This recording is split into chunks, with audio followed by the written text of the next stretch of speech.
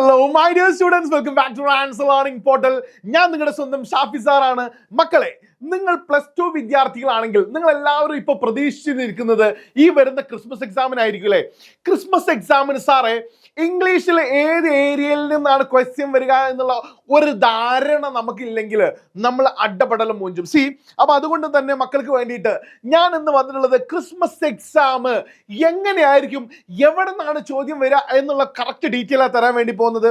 Sir, എവിടെ നിന്നാണ് സാറിന് ഇത്രയും കറക്റ്റ് ഡീറ്റെയിൽ കിട്ടാൻ വേണ്ടി പോകുന്നത്? അതേടാ, കഴിഞ്ഞ വർഷം നടന്നിട്ടുള്ള 2023 നടന്നിട്ടുള്ള ക്രിസ്മസ് എക്സാമിന്റെ ആ ക്വസ്റ്റ്യൻ പേപ്പർ നമ്മൾ അനലൈസ് ചെയ്യുന്ന സമയത്ത് നമുക്ക് മനസ്സിലാക്കാൻ സാധിക്കും ഏത് ഏരിയയിൽ നിന്നാണ് ഏറ്റവും കൂടുതൽ വെയിറ്റേജ് ഉള്ള ക്വസ്റ്റ്യൻസ് വരുന്നത് എന്നുള്ളത് നമുക്ക് മനസ്സിലാക്കാൻ സാധിക്കും. So my dear students, 2023 Christmas എക്സാമിന്റെ ക്വസ്റ്റ്യൻ പേപ്പറിന്റെ പാറ്റേൺ എങ്ങനെയായിരുന്നു എന്നുള്ളത് ആദ്യം നിങ്ങൾ മനസ്സിലാക്കണം. നോക്കൂ, നിങ്ങൾ 1 മുതൽ 3 വരെ ഉള്ള ചോദ്യങ്ങൾ ഒരു പോം ആയിരുന്നു. പോം ഏതായിരുന്നു അറിയോ? മെൻഡിങ് വാൾ എന്ന് പറയുന്ന ഏതാണ് യൂണിറ്റ്? ഏത് യൂണിറ്റ് ആണെന്ന് നിങ്ങൾക്ക് അറിയാലോ അല്ലെ? സെക്കൻഡ് യൂണിറ്റ് ആണ് തുടങ്ങുന്നത്. സെക്കൻഡ് യൂണിറ്റിൽ നിന്നാണ് ഈ ക്വസ്റ്റ്യൻ വന്നിട്ടുള്ളത്. ആദ്യം ഒരു കാര്യം മനസ്സിലാക്കണം നിങ്ങൾ, 1, 2, 3, 4 ഈ 4 യൂണിറ്റുകളാണ് എന്തിനുള്ളത്? ക്രിസ്മസ് എക്സാമിനുള്ളത് 4 യൂണിറ്റുകൾ. ഒന്നിൽ നിന്ന് 4 ചാപ്റ്റേഴ്സും ഇതിൽ നിന്ന് 3 ചാപ്റ്റേഴ്സും ഇതിൽ 3 ചാപ്റ്റേഴ്സും ഇതിൽ 3 ചാപ്റ്റേഴ്സും. അപ്പോൾ 3 3 6 3 9 9 4 13 ചാപ്റ്റേഴ്സിൽ നിന്നാണ് നമ്മളെ ക്രിസ്മസ് എക്സാമിനുള്ള ക്വസ്റ്റ്യൻ ചോദിക്കാൻ വേണ്ടി പോകുന്നത്. അപ്പൊ കഴിഞ്ഞ മോഡൽ എക്സാമിന് ഉണ്ടായിരുന്നത്, മോഡൽ എക്സാം അല്ല, ക്രിസ്മസ് എക്സാമിന് ഉണ്ടായിരുന്നത് മെൻഡിങ് വാൾ എന്ന് പറയുന്ന പോയിന്റിലുള്ള ക്വസ്റ്റ്യൻ ആൻസേഴ്സ് ഇല്ലായിരുന്നോ? ക്വസ്റ്റ്യൻ ആൻസേഴ്സ് നമുക്ക് എന്ത് ചെയ്തു? 4 മാർക്കിന് ചോദിച്ചു. ഒരു പാരഗ്രാഫ് ക്വസ്റ്റ്യൻ ചോദിച്ചിരുന്നു, അത് ഹൊറിഗല്ലു എന്നാണ് ചോദിച്ചിട്ടുള്ളത്. ഹൊറിഗല്ലു, ഈ ഹൊറിഗല്ലു ഏതാണ് യൂണിറ്റ്? ഫസ്റ്റ് യൂണിറ്റ് ആട്ടോ. ഇത് സെക്കൻഡ് യൂണിറ്റ് ആണ്, ശ്രദ്ധിക്കുക. അപ്പൊ ഫസ്റ്റ് യൂണിറ്റിനായി, സെക്കൻഡ് യൂണിറ്റിനായി. പിന്നെ ഈ ഫ്രേസൽ വെർബ് എഡിറ്റിംഗ് എന്ന് പറയുന്ന ഒരു ഗ്രാമർ സെഷൻ ആട്ടോ.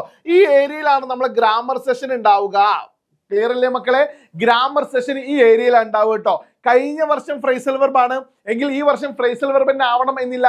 ഒരു പക്ഷേ ഇത് റിപ്പോർട്ടഡ് സ്പീച്ച് ആവാം, അല്ലെങ്കിലോ ഇതൊരു പക്ഷെ എന്താവാം എന്നറിയോ? പിന്നെ കൊഹസീവ് ഡിവൈസസ് ആവാം, കൊഹസീവ് ഡിവൈസസ് ആവാട്ടോ. ഇതൊക്കെ എന്താണെന്ന് അറിയാത്ത ആളുകൾ ഉണ്ടെങ്കിൽ നമ്മൾ കറക്റ്റ് എല്ലാം പഠിപ്പിച്ചു തരുന്ന കേട്ടോ. എൻ്റെ കൂടെ നിൽക്കണം നിങ്ങൾ കേട്ടോ. നമ്മൾ 1 മുതൽ 10 വരെയുള്ള ക്വസ്റ്റ്യൻസ് കഴിഞ്ഞാൽ ദെൻ 11 മുതൽ 16 വരെ നിങ്ങൾ മനസ്സിലാക്കണേ. ഒരു മാച്ച് ബോക്സ് എന്ന് പറയുന്ന ചാപ്റ്ററിലെ നമുക്കറിയാൻ പറ്റുള്ള മാച്ച് ബോക്സ് എത്രാമത്തെ യൂണിറ്റാടാ? 1ാമത്തെ യൂണിറ്റിലെ അല്ലെ മാച്ച് ബോക്സ്. അജിത്ത്, നമിത എന്ന് പറയുന്ന മെയിൻ ക്യാരക്ടേഴ്സ് ഉള്ള ഈ മാച്ച് ബോക്സിൽ നിന്ന് why women are compared to match box എന്ന് പറയുന്ന ചോദ്യം വെരി ഇമ്പോർട്ടന്റ് ആണ്. ചോദിക്കലുണ്ട്. ചോദിച്ചു. എത്ര മാർക്കിനാണോ?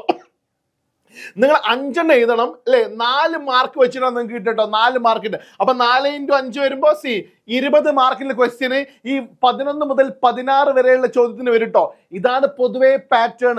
ഈ പാറ്റേണിലാണ് ചോദ്യം ചോദിക്കല്ലേ. നെക്സ്റ്റ് നോക്കിക്കോളൂ. ഇതൊരു കോമൺ ക്വസ്റ്റ്യൻ ആട്ടോ. അൺഎംപ്ലോയ്മെന്റിനെ കുറിച്ച് എഴുതാൻ വേണ്ടിയിട്ട് ഒരു കോമൺ ക്വസ്റ്റ്യന് കഴിഞ്ഞ വർഷം ചോദിച്ചതാണ്. ഇതുപോലെ ഒരു കോമൺ ക്വസ്റ്റ്യൻ നമ്മൾ എപ്പോഴും എക്സ്പെക്ട് ചെയ്യണം കേട്ടോ. വെരി ഇമ്പോർട്ടന്റ് ആണ്. എക്സ്റ്റേണൽ ആയിട്ടൊരു ക്വസ്റ്റ്യൻ വരും കേട്ടോ. എക്സ്റ്റേണൽ ആയിട്ടൊരു ക്വസ്റ്റ്യൻ വരും. പിന്നെ സ്റ്റാമർ എന്ന് പറയുന്ന ഒരു ചാപ്റ്റർ ഉണ്ട് അല്ലേ? അതിൽ എലാബറേറ്റ് ദ ലൈൻ എന്ന് പറഞ്ഞുകൊണ്ട് ഒരു ക്വസ്റ്റ്യൻ ആട്ടോ. സ്റ്റാമർ നമുക്ക് അറിയാമല്ലോ അല്ലേ? നമ്മുടെ സച്ചിദാനന്ദന്റെ വിക്ക് എന്ന് പറയുന്ന ചാപ്റ്ററിലെ സ്റ്റാമർ ഇല്ലേ? ഇതിൽ നിന്നൊരു ചോദ്യം ചോദിക്കലുണ്ട്. ഇത് എത്രാമത്തെ യൂണിറ്റ് ആണെന്ന് നിങ്ങൾക്ക് അറിയാലോ അല്ലെ? നെക്സ്റ്റ് നോക്കൂ. 3 വീൽഡ് റെവല്യൂഷൻ എന്ന് പറയുന്ന ചാപ്റ്ററിന്റെ ഒരു സമ്മറി ബേസ് ചെയ്തുകൊണ്ടൊരു ചോദ്യം ആട്ടോ. അപ്പൊ ആ സമ്മറി നിങ്ങൾ പഠിച്ചു വെക്കണം. വളരെ സിമ്പിൾ ആയിട്ട് ആ 3 വീൽഡ് റെവല്യൂഷന്റെ സമ്മറി മക്കളും പഠിച്ചു വെക്കണേ. പിന്നെ ഒരു കോമൺ ക്വസ്റ്റ്യൻ ആട്ടോ മക്കളെ, ബ്ലർബ് എന്ന് പറയുന്നത്. ഈ ബ്ലർബ് വെരി ഇമ്പോർട്ടന്റ് ആണ്. ഇത് പഠിക്കാണ്ട് നിങ്ങൾ പോരുത്. വെരി വെരി ഇമ്പോർട്ടന്റ് ആട്ടോ. വെരി വെരി ഇമ്പോർട്ടന്റ് ആണ്. ഞാൻ റിപ്പീറ്റ് ചെയ്യുന്നു കേട്ടോ. ഈ ബ്ലർബ് എന്ന് പറഞ്ഞ വെച്ചാല് അറിയാത്ത കുട്ടികളുണ്ടെങ്കിൽ ഒന്ന് ശ്രദ്ധിക്കണം കേട്ടോ. ഈ ബ്ലർബ് എന്താണെന്ന് ഞാൻ പഠിപ്പിച്ചു തരുന്നത്. എൻ്റെ കൂടെ നിന്നാൽ മതി, ഞാൻ കട്ടക്ക് പഠിപ്പിച്ചു തരും കേട്ടോ. പിന്നെ ആമിഗോ ബ്രദേഴ്സ് അവരുടെ ഫ്രണ്ട്ഷിപ്പിനെ കുറിച്ചുണ്ടാവില്ലേ? ഫ്രണ്ട്ഷിപ്പിനെ കുറിച്ചുണ്ടാവില്ലേ? അല്ലെങ്കിൽ അവരുടെ മൈൻഡിലൂടെ കടന്നു പോയ അല്ലെ, ഈ ഫൈറ്റിന്റെ തലേന്ന് അവരുടെ മൈൻഡിലൂടെ കടന്നു പോയ കുറെ കാര്യങ്ങൾ ഉണ്ടാവില്ലേ? അതിനെ കുറിച്ചൊരു ക്വസ്റ്റ്യൻ ചോദിച്ചിട്ടുണ്ട്. ഇത് ഏത് യൂണിറ്റ് ആണെന്ന് നിങ്ങൾക്ക് അറിയാലോ അല്ലെ? നെക്സ്റ്റ് നോക്കൂ. 17 മുതൽ 23. ഇപ്പോ എത്ര സെഷനായി നോക്കൂ നിങ്ങള്? ഇതൊരു സെഷൻ അല്ലേ? ഇതൊരു സെഷന് അല്ലെ? പാരഗ്രാഫും പോയിന്റ് തന്നിട്ടുള്ളേ. പിന്നെ ഇതൊരു ഗ്രാമർ സെഷൻ എന്ന് പറയാൻ പറ്റും. അപ്പൊ സെഷൻ 1 സെഷൻ 2 അല്ലെ, ഇത് നമുക്ക് സെഷൻ 3 എന്ന് വിളിക്കാൻ പറ്റും അല്ലെ, സെഷൻ 3. അങ്ങനെയാണെങ്കിൽ ഇതിനെ സെഷൻ 4 എന്ന് വിളിക്കുക കേട്ടോ. സെഷൻ 4 എന്ത് ക്വസ്റ്റ്യൻ ഉണ്ടാവുക നോക്കൂ നിങ്ങൾ. ഒരു introductory speech when A sapling is planted എന്ന് പറയുന്ന 4th യൂണിറ്റിൽ നിന്നുള്ളതാട്ടോ. 4th യൂണിറ്റിൽ നിന്നുള്ളതാണ് ഇത്, ഒരു ഇൻട്രൊഡക്ടറി സ്പീച്ച്. ആരെ? വാങ്കാരി മത്തനെ ഇൻട്രൊഡ്യൂസ് ചെയ്തുകൊണ്ട്. അപ്പൊ ഒരു ഇൻട്രൊഡക്ടറി സ്പീച്ച് ഉണ്ടാവുന്നത് മനസ്സിലായല്ലോ. പിന്നെ നോക്കൂ, ഇതിൽ നിന്ന് നിങ്ങൾ 4 എഴുതിയാൽ മതിട്ടോ. 4 എത്രയാണ് പറ? 6 6 മാർക്കാണുള്ളത്. 6 മാർക്കാണുള്ളത്. 6 4 വരുന്നത് പറ 24 മാർക്ക് അല്ലേ. 6 4 24 മാർക്ക് ഇവിടെ നമുക്ക് സ്കോർ ചെയ്യാൻ പറ്റും. ഏതെന്നാണ്? പാർട്ട് 4ൽ നിന്നിട്ടോ. ബ്ലോഗ് എഴുതാനുണ്ടാവും. ബ്ലോഗ് DDA എന്ന് പറഞ്ഞാൽ ഡേഞ്ചർ ഓഫ് ഡ്രഗ് അബ്യൂസ് ആണ് കേട്ടോ. ഇതിൽ നിന്ന് ഒരു പക്ഷേ എസ്സേ ചോദിക്കാം. ഈ ഏരിയയിൽ എസ്സേ ആവാം, അല്ലെങ്കിൽ ഈ പോർഷൻ എന്താവാം, ആർട്ടിക്കിൾ ആവാം അല്ലെ. എസ്സേ ആവാം, ആർട്ടിക്കിൾ ആവാം, അല്ലെങ്കിൽ ഇത് ബേസ് ചെയ്തിട്ട് ഒരു സ്പീച്ച് വരെ ചോദിക്കലുണ്ട് കേട്ടോ. 6 മാർക്കിന് സ്പീച്ച് വരെ ഈ DDA danger of drug abuse എന്ന്. അപ്പൊ ആ ഡേഞ്ചേഴ്സ് ഓഫ് ഡ്രഗ് അബ്യൂസ് എന്ന് പറയുന്ന ചാപ്റ്റർ നമ്മൾ എന്ത് ചെയ്യണം?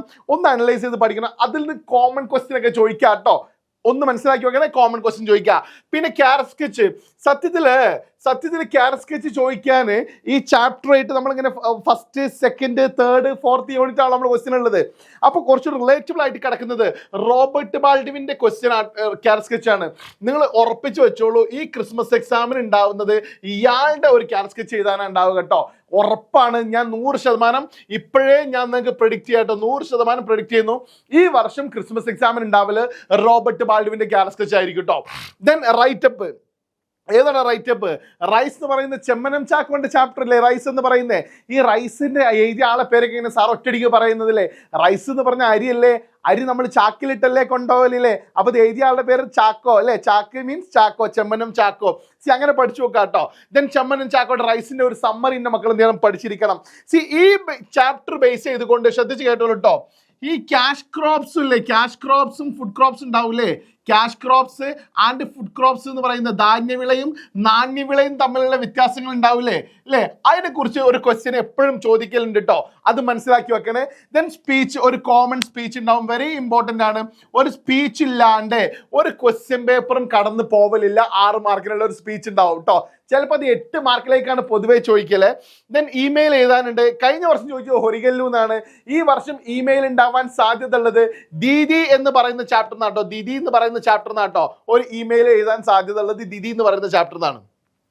അതുപോലെ ഇന്റർവ്യൂ ക്വസ്റ്റ്യൻസ് കണ്ട, കഴിഞ്ഞ എക്സാമിന് ദീദി നേരുന്ന ഇന്റർവ്യൂ ക്വസ്റ്റ്യൻസ് ഉണ്ടായതുകൊണ്ട് ഈ വർഷത്തെ എക്സാമിന് ഉണ്ടാവില്ല എന്ന് അറിയോ. 3 വീൽഡ് റെവല്യൂഷൻ നാട്ടോ. 3 വീൽഡ് റെവല്യൂഷനിലുള്ള ഇർഫാൻ ആലത്തിന് നിങ്ങൾ ഇന്റർവ്യൂ ചെയ്തുകൊണ്ടൊരു ക്വസ്റ്റ്യൻ ആണ് ഉണ്ടാവല്. എൻ്റെ മക്കളെ എൻ്റെ കൂടെ നിന്നാല്, ഞാൻ എപ്പോഴും പറയും എൻ്റെ കൂടെ നിന്നാല് ഇതിനൊക്കെ കറക്റ്റ് ആൻസർ ആണ് എൻ്റെ അടുത്തുള്ളത്. ഞാൻ പറയുന്നത് മാത്രമേ അടുത്ത വർഷത്തെ ഈ ക്രിസ്മസ് എക്സാമിന് ക്വസ്റ്റ്യൻ വരുള്ളൂ. ഗ്യാരണ്ടി ആണ് കേട്ടോ. ദെൻ 24 മുതൽ 26, 24 മുതൽ പറ 26, 2 എഴുതിയാൽ മതി. 8 മാർക്കിന് 16 മാർക്ക് കിട്ടുക. അപ്പൊ അതിലൊന്ന് job application letter.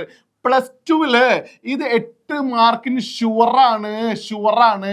No doubt. എത്ര ശതമാനം ഷുവറാ സാറേ? 100% ഷുവറാട്ടോ. 100% ഷുവറായിട്ടുള്ള ഒരു ക്വസ്റ്റ്യൻ ആണിത്, ജോബ് ആപ്ലിക്കേഷൻ ലെറ്റർ. അതുപോലെ തന്നെ നിങ്ങളെ ക്വസ്റ്റ്യനിൽ ഏറ്റവും അവസാന ക്വസ്റ്റ്യൻ അത് ഫോം കമ്പാരിസൺ ആയിരിക്കും. അതും 100% ഉറപ്പുള്ളതാണ്. ഈ ഫോം കമ്പാരിസൺ ഒക്കെ സാറേ ഇങ്ങനെ പറഞ്ഞു പോയാൽ മതി. കാരണം എന്ത് വന്നാലും എഴുതാൻ പറ്റുന്ന ഫോർമാറ്റ് വരെ ഞാൻ എന്ത് ചെയ്യുന്നുണ്ട്? നിങ്ങളെ പഠിപ്പിക്കുന്നുണ്ട്. എൻ്റെ കൂടെ നിന്നോളൂ. അപ്പൊ മക്കളെ, ഇംഗ്ലീഷിൽ 80ൽ 80 മാർക്കാണോ നിങ്ങളുടെ ലക്ഷ്യമെങ്കിൽ റാൻസിന്റെ ഷുവറിറ്റി എന്ന് പറയുന്ന ബാച്ചിൽ നിങ്ങൾ ജോയിൻ ചെയ്തിട്ടില്ലെങ്കിൽ നിങ്ങൾ എന്തിനു ഇനി കാത്തിരിക്കണം? ജോയിൻ അവർ ഗ്രൂപ്പ് അല്ലെ, ജോയിൻ അവർ അല്ലെ ആപ്പ്. നിങ്ങൾ ആപ്പിലേക്ക് ജോയിൻ ചെയ്തോളൂ. നമ്മൾ കോഴ്സ് പർച്ചേസ് ചെയ്തോളൂ. കറക്റ്റ് നിങ്ങൾക്ക് കാണാൻ കഴിയും കേട്ടോ. നമ്മുടെ ആ ആപ്പിന്റെ ഒരു സ്ട്രക്ചർ കണ്ടുകൊണ്ട് തന്നെ ഒരുപാട് ആളുകൾ എന്ത് ചെയ്യുന്നുണ്ട്? പർച്ചേസ് ചെയ്തുകൊണ്ടേ ഇരിക്കുന്നുണ്ട് കണ്ടിന്യൂസ് ആയിട്ട്. So do join. നിങ്ങൾ ജോയിൻ ചെയ്തോളൂ. മാത്രമല്ല ലൈവ് ഇന്ററാക്ഷനിലൂടെ നിങ്ങളെ ഗ്രാമർ എല്ലാം ഞാൻ സെറ്റ് ആക്കി തരുന്ന കേട്ടോ മക്കളെ. ഇത് എൻ്റെ ഗ്യാരണ്ടിയാണ്. മറ്റൊരു കാര്യം, നിങ്ങൾക്ക് നമ്മളെ ഈ ആപ്പിലൊക്കെ കിട്ടുന്ന അല്ലേ ക്ലാസ്സുകൾ ഉണ്ടാവില്ലേ, നമ്മളെ യൂട്യൂബ് ചാനലിൽ കിട്ടുന്ന ക്ലാസ്സുകൾ ഉണ്ടാവില്ലേ, ഇതിന്റെ നോട്ട്സ് ഒക്കെ വേണമെങ്കിൽ താഴെ കാണുന്ന ലിങ്കിൽ നിങ്ങൾ എന്ത് ചെയ്യണം? കമ്മ്യൂണിറ്റി ലിങ്കിൽ ജോയിൻ ചെയ്യണം കേട്ടോ മക്കളെ. മറക്കരുത്. ഒരു കാര്യം കൂടെ ഞാൻ ശ്രദ്ധപ്പെടുത്തുക കേട്ടോ. അതായത് നമുക്ക് ഈ 4 യൂണിറ്റ് ആണുള്ളത് അല്ലേ. 4 യൂണിറ്റിൻ്റെ ആണ് ക്രിസ്മസ് എക്സാമിനുള്ളത് അല്ലേ. 4 യൂണിറ്റിന്ന് അതിൽ ഒന്നാമത്തെ യൂണിറ്റ് സാധാരണ 1, 2 യൂണിറ്റിന്ന് പൊതുവേ മാർക്ക് കുറച്ചിട്ട് 3, 4 ആണ് ക്രിസ്മസ് എക്സാമിന് ഫോക്കസ് ചെയ്യല്. അതെന്താ സാറേ? 1, 2 ഓണം എക്സാമിന് കഴിഞ്ഞിട്ടുണ്ടാവും. ദെൻ 3, 4 എവിടെ ഫോക്കസ് ചെയ്യലാണ്? ക്രിസ്മസ് എക്സാമിന് ഫോക്കസ് ചെയ്യലാണ്. പക്ഷെ കഴിഞ്ഞ ക്രിസ്മസ് എക്സാമിന് ഈ ഒന്നാമത്തെ യൂണിറ്റിന് 26 മാർക്കിന് ചോദ്യം ചോദിച്ചിട്ടുണ്ട്. 26 മാർക്കിന്. അപ്പൊ ഈ first unit is very important ആണ്, നിങ്ങൾ എപ്പോഴും മനസ്സിലാക്കണം കേട്ടോ. ഇത് പബ്ലിക്കിന് വരെ ഇങ്ങനെ ചോദിക്കലുണ്ട് കേട്ടോ, ശ്രദ്ധിച്ച് കേട്ടോളൂ. 26 മാർക്കിന്. അതുപോലെ സെക്കൻഡ് യൂണിറ്റിന് 14 മാർക്കിന് ചോദിച്ചിട്ടുണ്ട്. 14 മാർക്കിന് ചോദിച്ചിട്ടുണ്ട് കഴിഞ്ഞ ക്രിസ്മസ് എക്സാമിന്. ഈ ഒരു അവയർനെസ് ഉണ്ടാവുമ്പോൾ നിങ്ങളെല്ലാം പഠിച്ചു പോകണം എന്ന് പറയുന്ന ഒരു ബോധം നിങ്ങൾക്ക് ഉണ്ടാവണം. അതിനു വേണ്ടി ഞാൻ ഇങ്ങനെ ഒരു സ്ട്രക്ചർ നിങ്ങൾക്ക് പറഞ്ഞു തരുന്നത് കേട്ടോ. സി യൂണിറ്റ് 3 എന്ന് ചോദിച്ചിട്ടുള്ളത് നോക്കൂ, ഇതാണ് ക്രിസ്മസ് എക്സാമിന് ഇമ്പോർട്ടൻ്റ് ആയിട്ട്. ശരിക്കും യൂണിറ്റ് 3ഉം 4ഉം ആണ് ഉള്ളത്. പക്ഷേ ശ്രദ്ധിച്ചു കേട്ടോളൂ, ഈ 3ൽ നിന്ന് 22 മാർക്കിനാണ് ചോദിച്ചിട്ടുള്ളത്. 22 മാർക്കിന്. ദെൻ നോക്കൂ നിങ്ങൾ, 18 മാർക്കിന് ഫോർത്ത് യൂണിറ്റ് ഒന്നും ചോദിച്ചിട്ടുണ്ട്. 18 മാർക്കിന്. അതെന്താ സാർ അതിൽ കുറഞ്ഞു പോകാനുള്ള കാര്യം എന്താണ്? ചില ടീച്ചേഴ്സ് ഈ ചാപ്റ്റേഴ്സ് ഒന്നും എടുത്തിട്ടുണ്ടാവില്ല അല്ലേ, പക്ഷെ എക്സാം ആകുമ്പോഴത്തേക്ക് ഫിനിഷ് ആവും. അതുകൊണ്ട് തന്നെ 18 മാർക്കിന് കഴിഞ്ഞ എക്സാമിന് ചോദിച്ചിട്ടുണ്ടെങ്കിലും ഈ വരുന്ന എക്സാമിന് സാർ എന്താ 18 മാർക്കിന് ചോദിക്കാനുള്ള കാര്യം?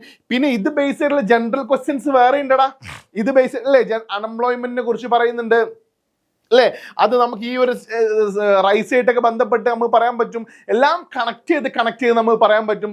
സോ മൈ ഡിയർ സ്റ്റുഡൻസ് അല്ലേ, ഈ ഒരു സ്ട്രാറ്റജി നിങ്ങൾ മനസ്സിലാക്കിക്കൊണ്ട് എങ്ങനെയാണ് വരിക, എക്സാമിന് വരിക എന്ന് പറയുന്നൊരു ഐഡിയ കിട്ടിയിട്ടുണ്ടാവില്ലേ.